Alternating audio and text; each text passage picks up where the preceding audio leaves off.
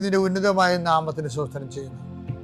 കർത്താവേ, നിന്റെ വിശുദ്ധ പൗരോഹിത്യത്തെ മഹത്വപ്പെടുത്തണമേ. കർത്താവെ, സഭയിലുള്ള സാന്നിധ്യം പ്രകടമാക്കണമേ. 40 വർഷം ഞാൻ അർപ്പിച്ച കൃപാനയുടെ യോഗ്യതയാൽ കൃപാസ്ഥാനത്താറെ ജീവനോടെ പ്രത്യക്ഷപ്പെട്ട പരിശുദ്ധ അമ്മയുടെ മാധ്യസ്ഥത്തിൽ ഞാൻ മക്കളെ ആശീർവദിക്കുന്നു. ഈശോയെ, ഇന്ന് കൃപാസ്ഥാനത്താറെ നടക്കുന്ന 10,000-കണക്കിന് മനുഷ്യരുടെ പ്രാർത്ഥനയോട് കൂടെ ദൈവവേദലെ ഞാൻ നിന്നെ ഈശോനാമത്തിൽ ആശീർവദിക്കുന്നു. മാതാവിൻ്റെ പ്രത്യക്ഷീകരണത്തിൽ ഇന്ന് വരെ നടന്നിട്ടുള്ള എല്ലാ അനുഭവ സാക്ഷികളുടെയും സാക്ഷ്യങ്ങൾ നിനക്കും ഈ നിമിഷം നിൻ്റെ ഏറ്റവും വലിയ സങ്കടകരമായ അവസ്ഥകളെ അതിജീവിക്കാൻ ദൈവം നിന്നെ സഹായിക്കട്ടെ എന്ന് പ്രാർത്ഥിക്കുന്നു. നീ ഭയപ്പെടുന്ന വ്യക്തികൾ, നീ സങ്കടപ്പെടുന്ന കാര്യങ്ങൾ, നീ എന്ത് ചെയ്യും, എങ്ങനെ അതിജീവിക്കും എന്ന് വേദനിക്കുന്ന വിഷയങ്ങൾ, അതിൻ്റെ മേലെല്ലാം കർത്താവിൻ്റെ ആത്മാവ് പ്രവർത്തിക്കട്ടെ.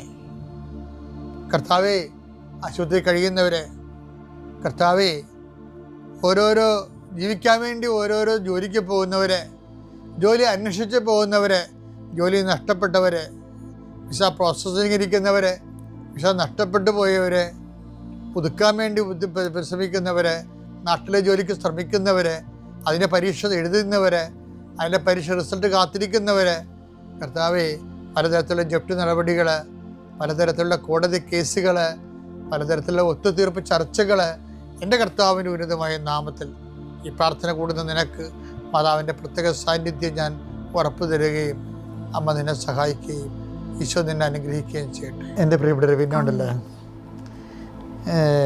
ഞാനിപ്പോഴേ ഈ ദിവസങ്ങളിലേ നമ്മുടെ ചാവറ പിതാവില്ലേ, ചാവറ കുര്യാക്കോസ് ഏലിയാസ് അച്ഛൻ, വിശുദ്ധ ചാവറയച്ചൻ, ചാവറച്ചന് പട്ടം കൊടുത്ത ഒരു പിതാവുണ്ട്.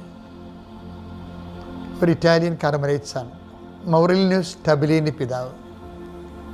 1827 മുതൽ 1831 വരെയാണ് അദ്ദേഹത്തിൻ്റെ വാരാപ്പുഴ വികാരിയാത്തിൽ അദ്ദേഹം ബിഷപ്പായിരുന്നത്. ഇപ്പം ഞാനിപ്പോൾ 1 മാസമായിട്ട് സബിലി പിതാവിനെ കുറിച്ചുള്ള ഗവേഷണങ്ങളും പഠനങ്ങളുമാണ്. എൻ്റെ മനസ്സ് പറയണു അങ്ങേരെ ട്രേസ് ഔട്ട് ചെയ്യണമെന്ന്. അപ്പോൾ എനിക്കൊരു ഫ്രണ്ടുണ്ട്, ഫാദർ ജെയിംസ് പുലിയൂരമ്പിൽ. ഞങ്ങൾ ഒരുമിച്ച് പഠിച്ചതാണ്. പാലായിലെ വലിയ അച്ഛനാണ്, സെമിനാരി പ്രൊഫസറാണ്. കോട്ടയം സെമിനാരി കുറേ വർഷങ്ങൾ അദ്ദേഹം പഠിപ്പിച്ചിട്ടുണ്ട്. അദ്ദേഹം കുറേ പുസ്തകങ്ങൾ എഴുതിയിട്ടുണ്ട്. ഞാൻ ഒരു ദിവസം പാലാ സെമിനാരിൽ പോയി അദ്ദേഹമായിട്ട് കണ്ട് സംസാരിച്ചപ്പോൾ സ്റ്റബിലിൻ്റെ പിതാവിനെക്കുറിച്ച് ഡോക്ടറേറ്റ് എടുത്തിരിക്കുന്നതാണ് അച്ഛൻ. സ്റ്റബിലിൻ്റെ പിതാവിനെക്കുറിച്ചല്ല, അച്ഛൻ്റെ സബ്ജക്റ്റ് ഒരു കാലത്തുണ്ടായിരുന്ന ഡബിൾ റെയിമിനെ കുറിച്ചാണ്. സഭയിലുണ്ടായിരുന്ന 2 അധികാര സ്ഥാനങ്ങളുണ്ടായിരുന്നു, പാതൃവാദവും അതുപോലെ പ്രൊപ്പഗാന്തയും. അപ്പോൾ ഞാൻ അച്ഛനോട് സംസാരിച്ച്, അപ്പോൾ അന്ന് എനിക്ക് ഇൻസ്പിറേഷൻ കിട്ടിയതാണ് സ്റ്റബിലിൻ്റെ പിതാവിൽ എന്തോ ഒരു കണ്ടൻറ് ഉണ്ടെന്ന്. അപ്പോൾ ഞാൻ ഈ ദിവസം വായിച്ച് വന്നപ്പോൾ എനിക്ക് ഒരു സംഭവം കണ്ടതെന്ന് വെച്ചാൽ, സ്റ്റബിലിൻ്റെ പിതാവിൻ്റെ കാലത്താണ് കാറ്റക്കിസം ചേഞ്ച് ചെയ്യണത്. അന്ന് വരെ ഏകാധ്യാപകരാണ് സഭയിലുണ്ടായിരുന്നത്. സ്റ്റബിലിൻ്റെ പിതാവ് അത് 2 അധ്യാപകരെ വെച്ച്, ആണുങ്ങൾക്കൊരു അധ്യാപകർ, സ്ത്രീകൾക്ക് വേറെ അധ്യാപക. അങ്ങനെ വെച്ചതിൻ്റെ വേറെ എന്താണെന്ന് വെച്ചാൽ, സ്റ്റബിലിൻ്റെ പിതാവ് വേറെ കാര്യം ചെയ്ത് സിലബസ് മൊത്തം ചേഞ്ച് ചെയ്തു. സിലബസ് ചേഞ്ച് ചെയ്ത് എന്താ അറിയാമോ? സിലബസ് ദൈവസ്നേഹം, ഒറ്റ സിലബസ് മാത്രം. ആ ഡോക്ട്രിന ക്രിസ്തവ് എന്ന് പറഞ്ഞ ക്രിസ്ത്യൻ ഡോക്ട്രിൻസ്, വിശ്വാസ പ്രമാണങ്ങൾ, അത് മുതിർന്ന പിള്ളേരിലേക്ക് വന്ന പുള്ളിക്കാരൻ ദൈവസ്നേഹം എന്ന സബ്ജക്റ്റ് പഠിച്ചാൽ മതി എന്ന് പറയും. ഡോക്ട്രിന ക്രിസ്തവ് നിങ്ങൾ ബേസിക് കാരിസം ആദ്യം പഠിച്ചിരുന്നു, ഇപ്പോൾ നിങ്ങൾ മുതിർന്നപ്പോഴിന് ലവ് ഓഫ് ഗോഡ് പഠിച്ചാൽ മതി എന്ന് പറയും. അപ്പോൾ എന്നാ വിഷയം എന്ന് വെച്ച് കഴിഞ്ഞാൽ, ഈ നമ്മൾ എന്ത് ഡോക്ടറേറ്റ് എടുത്താലും, നമ്മൾ ഉപരി പഠനങ്ങൾ നടത്തിയാലും, ക്രിസ്ത്യാനിറ്റി ഇരിക്കുന്നത് എപ്പോഴും ഈ ലവ് ഓഫ് ഗോഡിലാണ് ഇരിക്കുന്നത്, ദൈവസ്നേഹത്തിൽ. ദൈവസ്നേഹം ഒരു വ്യക്തിയുടെ ഉള്ളിൽ തീക്ഷ്ണതരമാകാൻ വേണ്ടിയുള്ള മാർഗങ്ങൾ അന്വേഷിച്ചാൽ ഈ ലോകത്ത് നമുക്ക് ലയിക്കാൻ പറ്റും. ഒരു വ്യക്തിക്ക് ദൈവസ്നേഹം കൂടിക്കഴിഞ്ഞാലേ എപ്പോഴും നമ്മൾ ശ്രദ്ധിക്കേണ്ടത് നമ്മൾ എന്ത് ചെയ്തു, എങ്ങനെ ചെയ്തു, നിങ്ങൾ പത്രം കൊടുത്തോ, നിങ്ങൾ കുടമ്പടിയിൽ ഉപവിപ്രവർത്തനം ചെയ്തോ എന്നല്ല. അതൊക്കെ ചെയ്യുമ്പോൾ അതെല്ലാം ദൈവസ്നേഹത്തെ പ്രതി കാഴ്ചവെച്ചുകൊണ്ട് നിങ്ങൾ ദൈവസ്നേഹത്തിൻ്റെ നിലവാരം കൂട്ടിയോ എന്നാണ് ചിന്തിക്കേണ്ടത്. പൗലോസ് അപ്പോസ്തലൻ പറഞ്ഞെന്താ? സ്നേഹം എല്ലാത്തിനെയും അതിജീവിക്കുന്നു. ഒന്ന് വായിച്ചേ.